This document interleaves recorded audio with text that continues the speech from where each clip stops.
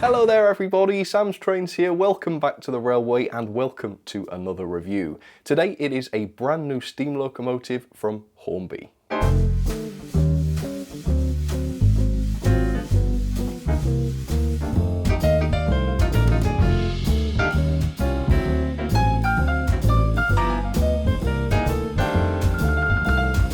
I go into this video with a fair amount of trepidation because the last time I looked at a loco like this, it didn't end very well at all. But down here in my hands, I do have another Hornby Hush Hush.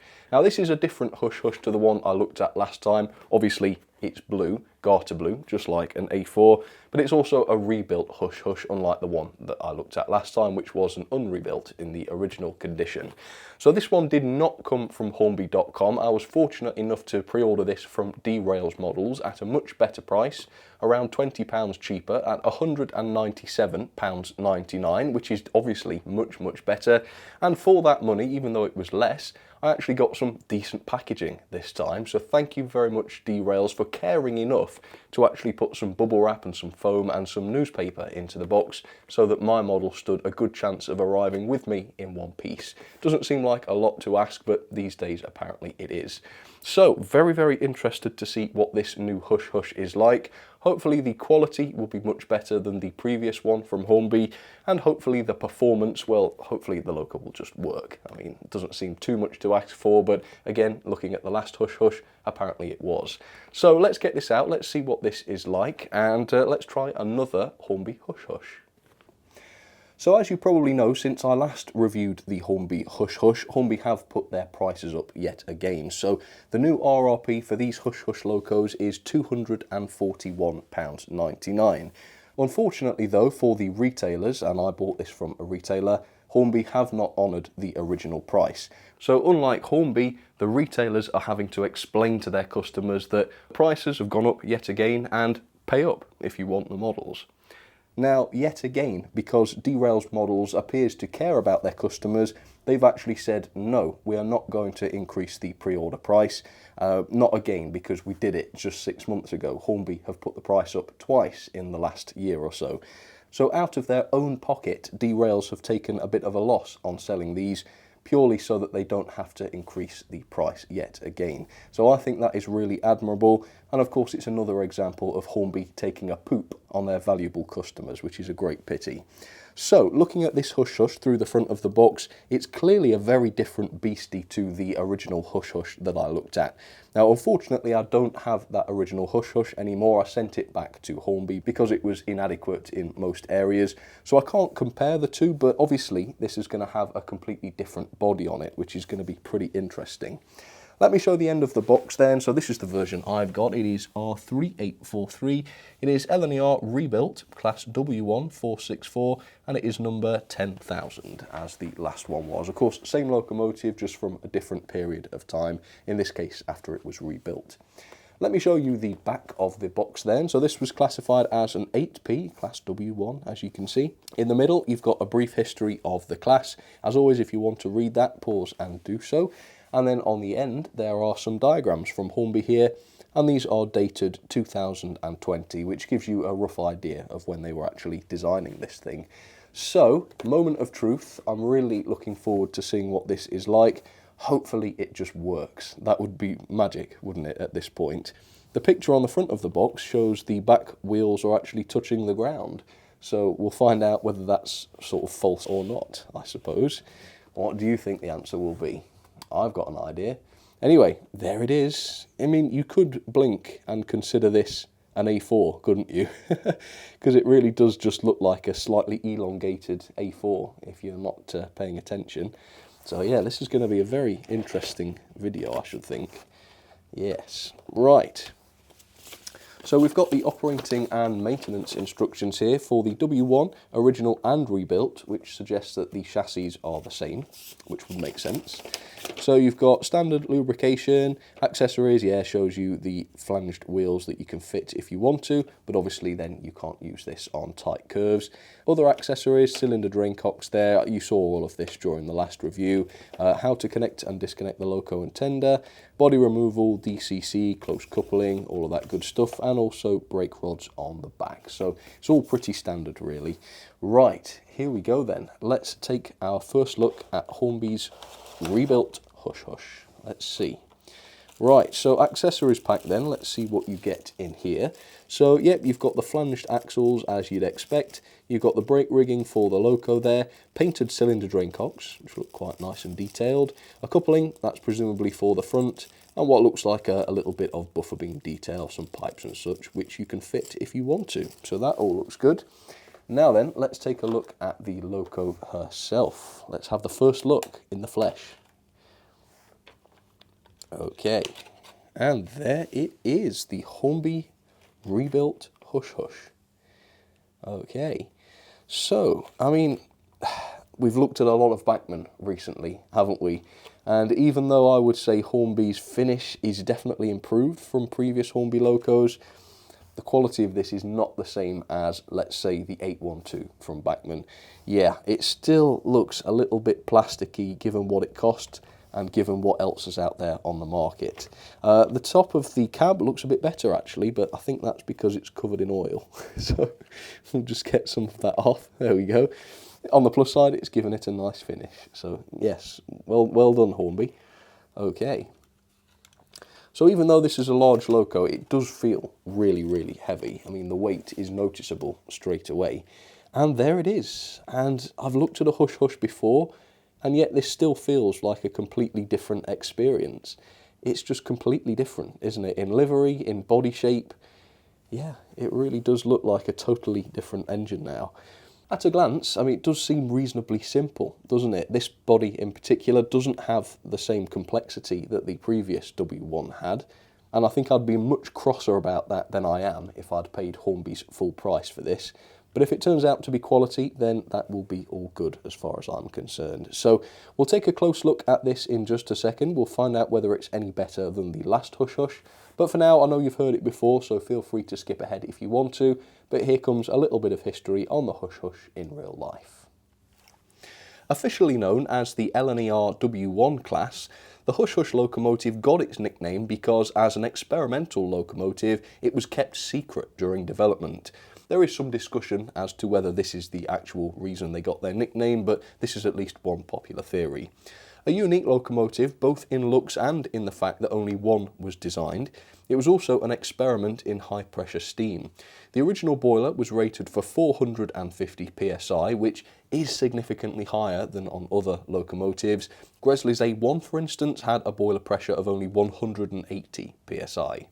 It was this boiler that was partially responsible for the original W1's unique appearance, as it was constructed in a sort of triangular arrangement in the same style as the Yarrow marine boilers used by shipbuilders.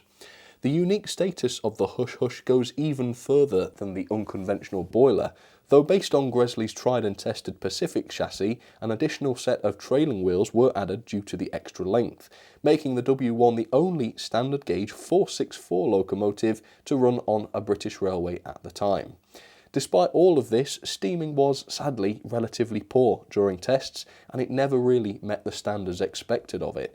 As such, no more examples were ever produced, and the only existing W1 was rebuilt at Doncaster Works in 1936, as can be seen with this model, with a more conventional boiler, only 7 years after having been originally constructed. She was then sadly scrapped in 1959, thus eliminating any remains of Gresley's experiment, except, of course, for these models. So there she is, up close and personal for you, the brand new Hornby rebuilt Hush Hush in the Garter Blue. Very, very nearly looks like an A4, and in fact if I show you it without the back, you could probably pass that off as an A4, couldn't you? But the good news is, and similar to the unrebuilt Hush Hush really, from a visual point of view, the quality is really, really high. The loco looks good, it's well built, it's neat and tidy, and there's certainly no glue visible. Because of the nature of this body of Hush Hush, it doesn't have that horrible warped plastic running plate which revealed the poor quality of the previous Hush Hush. No, this one looks an awful lot better. And when you consider that this cost me a couple of pounds less than the new 812 from Bachmann, the value for money doesn't seem too bad either. This thing weighs in at a mighty 472 grams, which is literally double that of the 812, and it's even 10 grams or so more than the previous Hush Hush, so the weight is okay. Now, the comparison between this and the 812 isn't entirely fair because, unfortunately, the body here is entirely made of plastic, apart from some of the detailing, which we'll see in just a second, unlike the 812, which did have some die-cast on it. And also, the price I paid for this, unfortunately, is not representative. I was very lucky to get mine for this price because A, I managed to get it from a retailer, and B, I managed to choose a retailer that was so generous as to not increase the pre-order price. Now though, if you're lucky enough to get this from a retailer, most of them are selling for around the £220 mark, some of them £217, something like that. And of course, if you buy it from Hornby.com, which I wouldn't recommend, you end up paying £241.99, which is considerably less reasonable. As you might expect, the issue with the rear wheels still persists. I mean, that is not a quality problem, that is by design. You can see that the trailing wheels are still not touching the track. The back one here looks a little bit closer than it did before. The front one is still miles off, and on the other side, in fact, they are both much further from the track than they are here, which is now slightly less reasonable than it was when I reviewed the last Hush Hush, because of course since then I've seen the Bachmann V2, which has a very similar rear trailing wheel, which even though it didn't have a flange on it, it was actually touching the track so that it would rotate, and obviously the same cannot be said for the Hornby Hush Hush, which is obviously much more expensive than the V2 as well. It also means that Hornby's image on the front of their box has been doctored to make the model look better than it is. The model is not on a track, so it is the flanges which are touching the floor. You can see that based on the shadows, and yet the flangeless trailing wheels are also touching the ground, as you can see from the shadows. That is impossible. And if we look at the actual model from a similar angle, you can see the rear wheels look nothing like that. So Hornby, don't try to deceive people. Everybody knows what these wheels look like. You are gaining nothing by pretending they look better than they do on the front of your box. Just a little tip. Anyway, in terms of the finish, I think now that it's under the lights and such, while I do stand by that it doesn't quite have the same quality as some of Bachmann's latest releases, you can see that it is much shinier looking than some of Hornby's previous models. I think the A4 is a good comparison, so it's much less plasticky looking than that. And in fact, the black areas of the loco, the front, for example, the streamlined front, and also the top of the cab, the finish on those parts is really quite fine. Now, due to the nature of the real-life rebuilt Hush Hush, there is significantly less in the way of separately fitted parts and complexity on the outer bodywork, which again does call the very, very high price, and ever increasing, by the way, price into question. But what is here has been done nicely. So you've got the handrails. Not entirely sure whether these are plastic or metal, but they do seem robust, which is the main thing. Pipework also along the boiler, for want of a better term. You've got the whistle in front of the chimney, which is made of metal, so that is a totally high quality feature. I like that very much. And speaking of metal details, you've also got the two safety valves set into the top of the cab, which are also made of metal, and the finish as a result is top notch. While we're looking at the top of the cab, you can see that all of the air intakes, I think there are 4 of them, the vents on top of the cab, these are able to open and shut. The decoration itself though is okay, as you can see where the 2 different colours here join, looks pretty decent. The lining on the whole looks pretty decent. It's still not quite right though when you start looking up close, but I guess that's not too much of a big deal. There is the parting line across the top of the model, which I think is reasonably subtle. It's not too bad. You can't notice it really unless you're, looking for it. The side of the cab has got the very large running number on it, yet again. Absolutely nothing wrong with the way that that has been applied. And then around the front on what I will call the buffer beam, possibly incorrectly on this streamlined loco, you can see you've got the running number there as well. You've got separately fitted lamp irons, which are more or less straight. You've also got a coupling hook fitted to the front buffer beam, but unlike the £14.50 Oxford van that I looked at recently, there is no coupling to go onto that hook with the Hush Hush. And then also the separately fitted metal buffers, which are sprung. Let me show you that. Now, unlike with some of Hornby's express locomotives, this does have a NEM coupling, a NEM pocket at least, in the front of the loco. Sometimes Hornby haven't done this. They claim that they're express locos, they wouldn't be coupling to anything at the front. But of course, doing it that way takes away choice from the customer, which of course is bad. So the fact that we've got a coupling, or the opportunity to insert a coupling into the front there, is a really, really nice touch.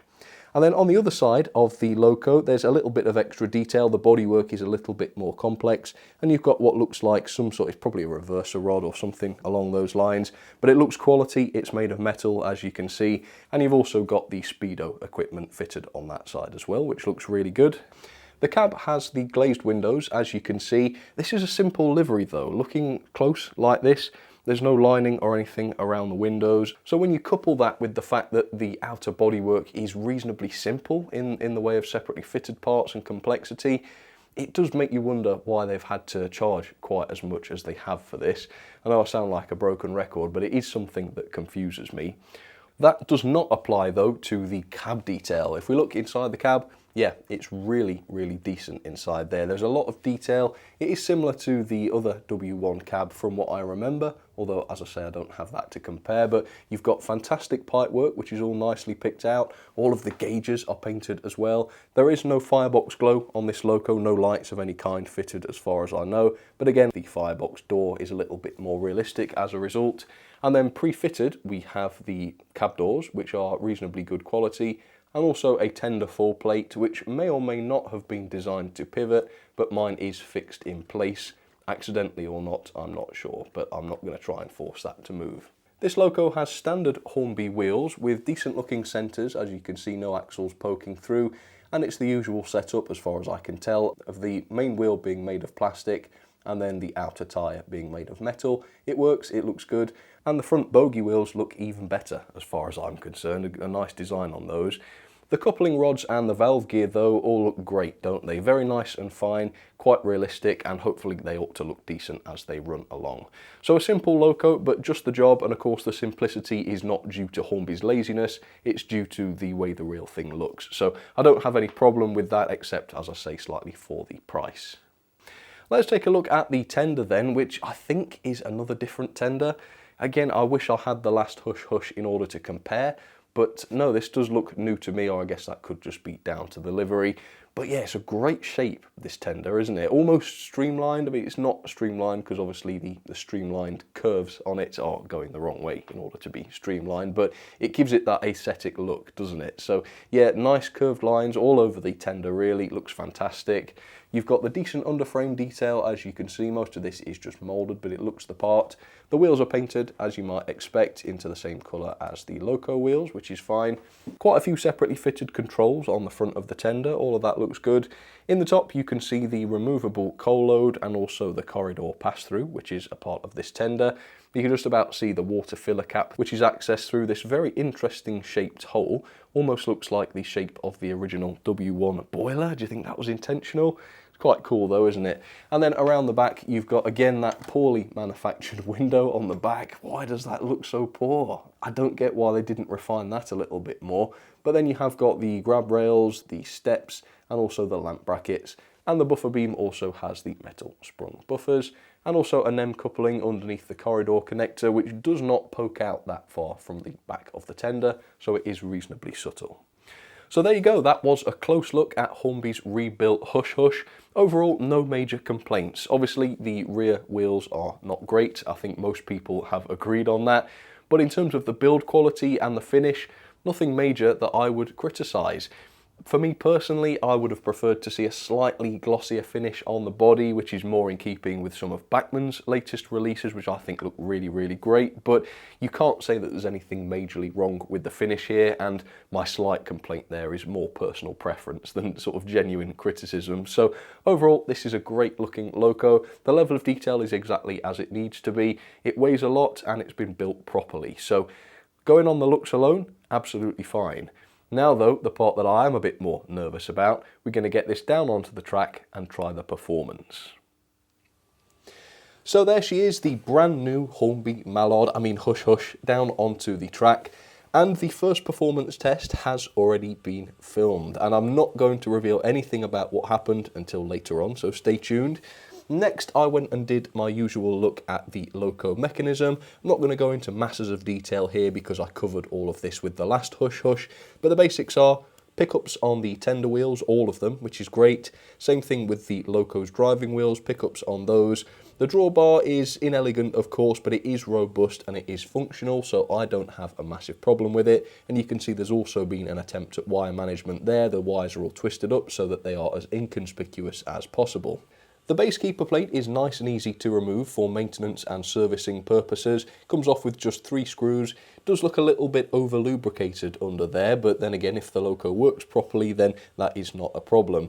You can also see the loco has proper turned metal bearings, and feeling the front axle, it does seem to be good and free. I believed that was the main issue with the previous Hush Hush, so that is obviously a good sign. I'll be honest with you, I didn't have to pull the axle out like that and fiddle with it. I just did that to annoy the people who say, you should not dismantle your locomotives. It is because of you that when they do not work properly because you have broken them. Slight embellishment to the voice there, but I felt it was necessary. Anyway, after the running in period, that will be exposed for the nonsense it truly is. Now for body removal, I'm going to read you an excerpt from the instructions. Here's what it says for body removal. Before removing the body, ensure that the plug-in connection shown in figure 7 has been disconnected. That's the loco and tender connection. Turn the locomotive upside down, then remove the 3 assembly screws shown in figures 9 and 10. Carefully turn the locomotive the right way up and ease the body away from the chassis. That is it. What it fails to mention is the speedo assembly here, which is connected to both the chassis and the body. And if you, quote, ease the body away from the chassis without undoing that, you will completely destroy it. So the instructions are hideously incomplete. I find that careless, quite frankly, so do be very aware of that. It's a horrible fiddly job as well to undo that speedo assembly. You need a 2.5mm nut spinner, you have to take it off. It's not ideal at all. But I did that and I revealed the chassis, which does look exactly the same as the other Hush Hush chassis. Very minimal wire management. It does look messy, but it doesn't stop the loco body from going on and off. Okay, you've got the massive motor, which is a 5-pole motor and a good quality one as far as I know, and also a very, very large flywheel indeed. And the gauging is absolutely fine. It's about the same as the last Hush Hush, about 14.1mm on my new calipers. So that is it for the mechanism. Overall, it's a really, really decent high quality mechanism. And now it is my pleasure to present to you the performance test. Okay, it is the moment of truth. Just like last time really, we have a great looking Hush Hush locomotive. Overall, love this thing, but does it work? Is it going to break down like the last one did every couple of laps, or is it going to be a good, reliable runner? Well, please folks, please do cross your fingers for the latter. So does it work at all? First question, forwards direction. Yes, it does. All right, that's a very good sign. Now, as always, this loco, this is literally the first run this loco has done. It has not been running yet, so it's not necessarily at its best, but already I can notice big differences in the way this is performing compared with the last Hush Hush. Now, I've not seen the chassis yet, so I don't know whether it's the same one. I assume it is, though. Now, with the previous Hush Hush, when I did a dead stop in front of the camera, there was almost no flywheel effect. That is, the wheels seemed to lock up almost immediately, suggesting to me, given the size of the flywheel, that something was binding and stopping the wheels from turning freely. If I do that with this one, cut the power, you can see that it slows down much more gradually, which suggests that whatever problem there was with the old Hush Hush, with the last one I looked at, isn't present with this one, which is really good news. So even though it's not running yet, it's not had any attention, no oil, no nothing, straight out of the box, it seems to be a much freer runner than the last one I looked at. So that is fantastic news. So on that note, is there any improvement to the slow speed, to the crawl? Let's turn this up. Okay, look at that. That was real good. Look at that. It is moving, I think. Is it? Or is it stopping? I can't tell. Let's give it a bit more. Yeah, it is turning its wheels a bit and then sort of stopping. But look at that. The old Hush Hush didn't do anywhere near as good as this, did it? I'll have to double check the video, but this is miles better. It's almost night and day, isn't it? Look at that. Now for an express, you know, presumably high-speed locomotive, the fact that this can do a great slow speed is really, really impressive. And even at this sort of speed, look how smooth it is. This is Hornby back at their best in terms of performance. This is what you expect from a Hornby loco, and thank goodness this chassis is capable of delivering that. And it's not been run in, So let's set this off at half speed around the track. It's going to get 30 minutes in each direction, and after that we can say the loco is fully running and it should be at its best. Alright, let's see it on those curves. Yeah, I mean, just no sign of a struggle around the tight curves, powering its way up Gordon's Hill. I've only watched a few seconds of this thing's performance, but already I can tell that this is a much happier, much freer runner, and it seems to be performing much more like what you'd expect from a 200 or even 240 pound locomotive, which is spot on. So that does mean that the last Hush Hush I looked at was horribly faulty, so we know there was at least one horribly faulty example out there, and most likely mine was not the only one. But we also know that there are some good runners out there, and if you're able to get one of those, they perform really, really excellently. So that's fantastic news. I'll let this run in. I will see you in a little while, and we'll do some more testing. And finally, I have a Hush Hush that actually works properly.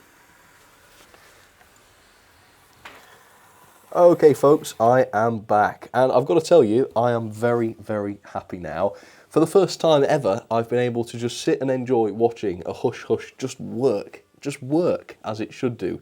It's beautifully smooth, nice and quiet, at 50% no slowdowns or anything on the curves, no derailing, no cutting out, no stalling, nothing like that. It's just a perfectly good runner. At the slower speeds, it does seem to have a slight torque issue. For instance, here on this curve, it actually stopped entirely at the lower speed. So yeah, maybe a slightly higher power motor would have been nice, but it's certainly not the gearing or anything. If I show you 50%, well, you've seen 50% speed, but you know, it ain't that fast. So yeah, overall performance okay. We'll do some more slow speed testing in a second now that the running in is done, but even then you would have seen how smooth it was. The pulling power is also a significant improvement over the last Hush Hush I looked at, which is a surprise. Now this is 10 grams heavier, alright, so maybe a slight improvement would be expected, but this is much more than a slight improvement.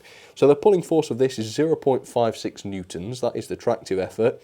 I measured 0.35 on the last Hush Hush, which tells me that there's something more than just the extra 10 grams of weight going on there. I suspect whatever issue there was with the wheels that was causing it to cut out and sort of stall and all that, that must have had some effect on the weight distribution somehow.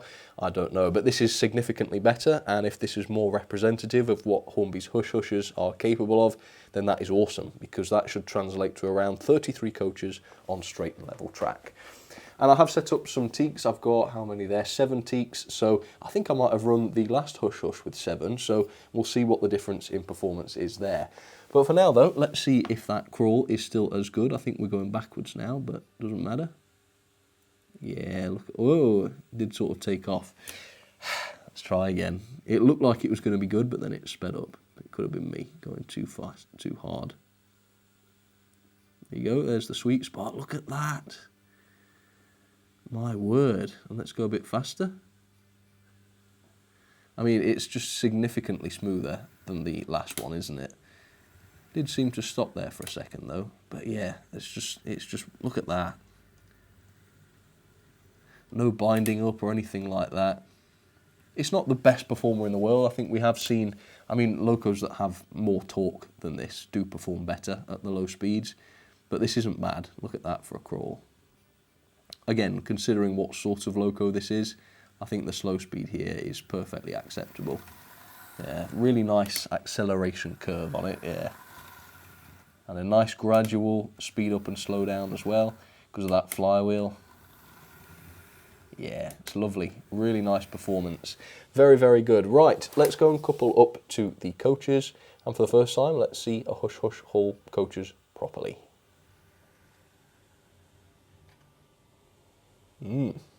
Bit further back, there we go. So yeah, it moved the coaches backwards anyway, didn't it? So now let's try really gradual acceleration this time. Let's change it up.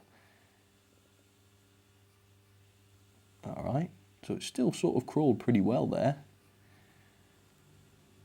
And let's go up to, again, about 50%. The good news is the torque issue isn't a massive problem because at 50% the loco doesn't seem to be running too fast.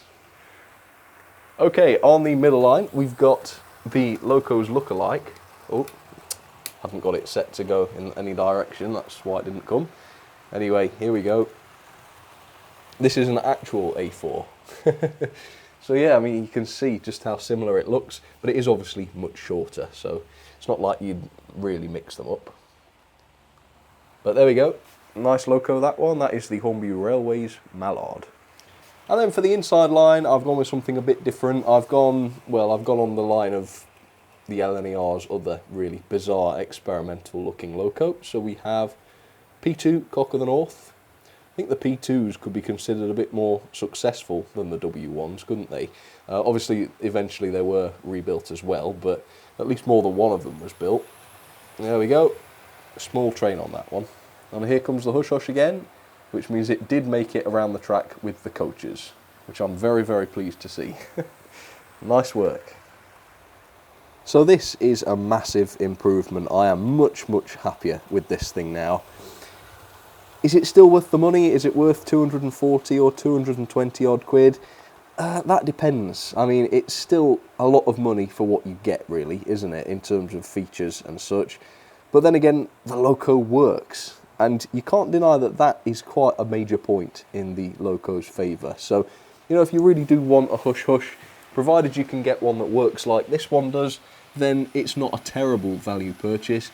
I'm not 100% convinced that you quite get your money's worth. I mean, this is very, very, very expensive now.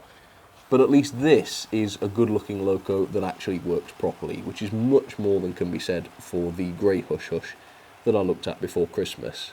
Then again, I could pay £600 for a good-looking loco that works properly. Doesn't necessarily mean that it would be worth that amount of money. But what I am happy to say is, cost aside, this is a really great loco.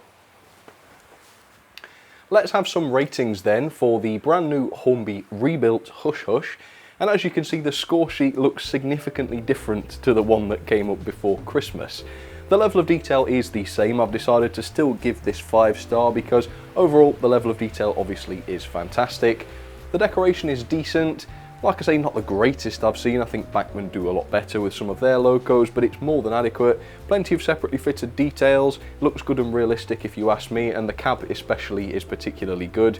It doesn't have the firebox flicker, but it does have sprung buffers and extra features like that, the vents on top of the cab, even though one of them had dropped off. In fact, I have found that piece now, so yeah, and it's broken in two, so there's no way of getting that back together. I found that after the unboxing, but we'll get on to quality in just a second.